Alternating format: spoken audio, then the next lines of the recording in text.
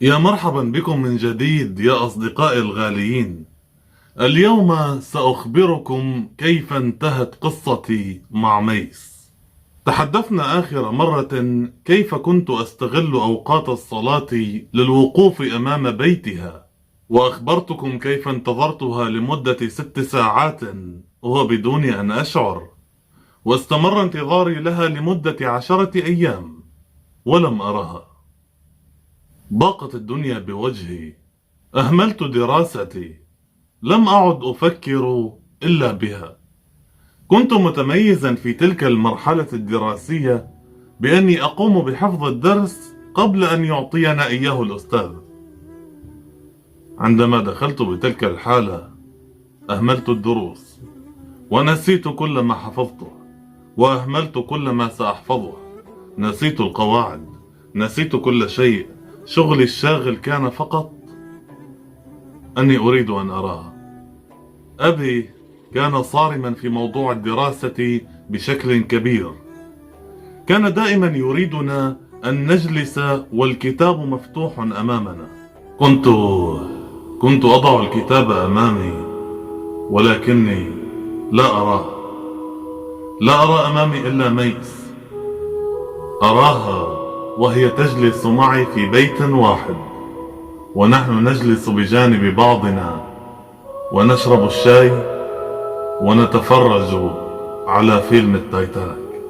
في بعض الأوقات كنت أضع دفترا داخل الكتاب وأوهم أبي أني أقوم بالدراسة، ولكني في الحقيقة لم أكن أدرس. كنت أكتب الأشعار لميس، وأسرح وأسرح وأسرح وأسرح هكذا. وبعد انتظار طويل في سبيل رؤية ميس، أخيرا رأيتها، ولكنها لم تكن كبيرة. كانت هي تلك الطفلة التي أحببتها عندما كنت في الصف الثاني. أنا لا أمزح، حقا رأيتها صغيرة. لا أعلم ما الذي حصل لي حينها. قلت لنفسي: هل أنا أحلم؟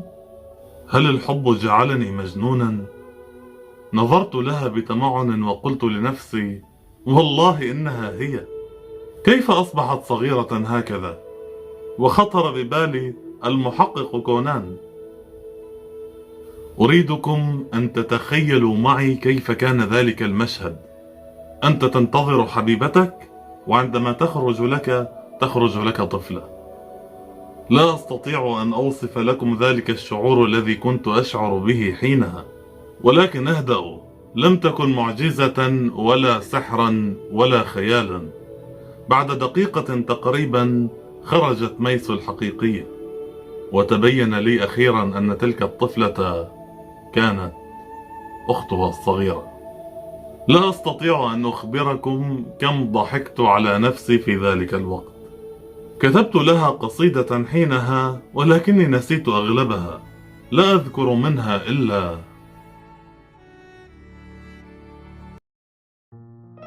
وبعد انتظاري تخرج طفلة، تملك جبهتك البيضاء وتملك عينيك الخضراء. شعرت قليلا بأنك أنت عدت بالزمن للوراء، ويخرج بعدها النور يبعث منك يا ست النساء.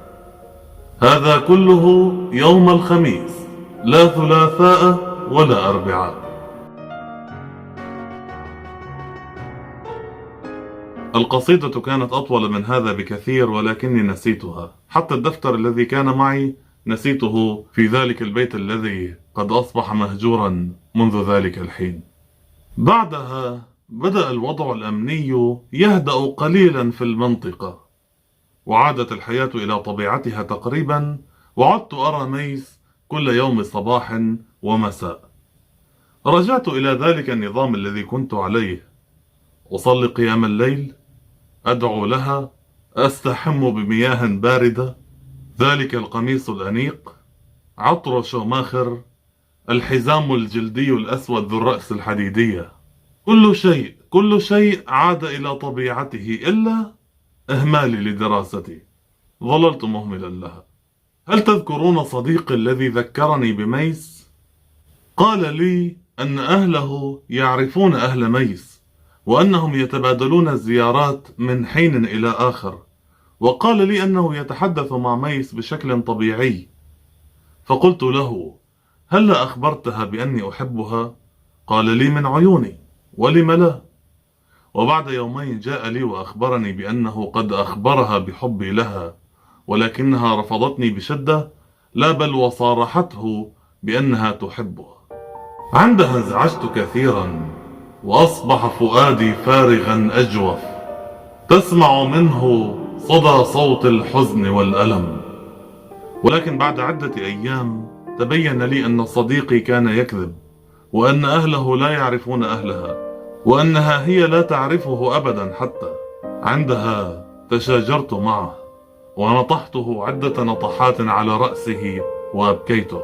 لم يكن الأمر هينا عندي حينها. المشاعر الصادقة ليس عليك أن تعبث بها. المهم، كيف سأخبر ميس بأني أحبها؟ أخيرا وجدت الفكرة. أحضرت ظرفا خاصا للرسائل، وملأته بورود الياسمين، وعطرته، وكتبت القصيدة التي ذكرتها لكم في أول فيديو من القصة، ووضعتها فيه، وكتبت عليه اسم ميس بالخط العريض. وفي اليوم التالي صباحا وضعته على رصيف الطريق الذي تمر منه، وانتظرتها حتى أتت. بوقتها كانت تمشي هي وصديقتها. عندما وصلوا إلى مكان الظرف كان قلبي يخفق بشدة. كنت أسمع كل نبضة ينبضها قلبي. كنت تارة أنظر إليهما، وتارة أتلفت يمينا وشمالا كأنه ليس لي علاقة بهذا الشارع كله. قالت لها صديقتها: انظري، اسمك مكتوب على ذلك الظرف. فقالت لها ميس: امشي امشي. وتركوه ومشوا. عندها شعرت بخيبة كبيرة. بعد عدة أيام بدأت الحرب الحقيقية في سوريا. رصاص وجيش وقتل ودم وصد ورد. قطعت الكهرباء لمدة 15 يوما، بقينا محبوسين في بيتنا إلى أن أتت أمي تحت الرصاص وأخذتنا إلى بيتها. طبعا أنا أمي منفصلة عن أبي منذ زمن طويل. الشباب يعيشون مع أبي والنساء يعيشن مع أمي. أتت أمي وأخذتنا إلى بيتها، وبعدها بمدة أصبحت تلك المنطقة منطقة عسكرية، ومحظور على المدنيين أن يصلوا إليها. وبعد مدة تليها سمعت أن المبنى الذي تسكن فيه ميس قد تم قصفه، ووقع المبنى على من فيه، وماتت ميس وماتوا أهلها. بكيت كثيرا كثيرا كثيرا، بكيت. كلما أشكو همي إلى أحد كان يسخر مني. عندما تكون مشاعرك صادقة لا تجد من الناس إلا السخرية. المهم، لا تخافوا. منذ وقت قريب جدا وجدت صفحة ميس الخاصة على فيسبوك، وتبين لي أنها بخير، لا بل تزوجت وأصبح لها طفل وطفلة. ابنتها تشبه تماما تلك الطفلة التي كنت أحبها عندما كنت في الصف الثاني، إلا أن ميس أجمل بكثير.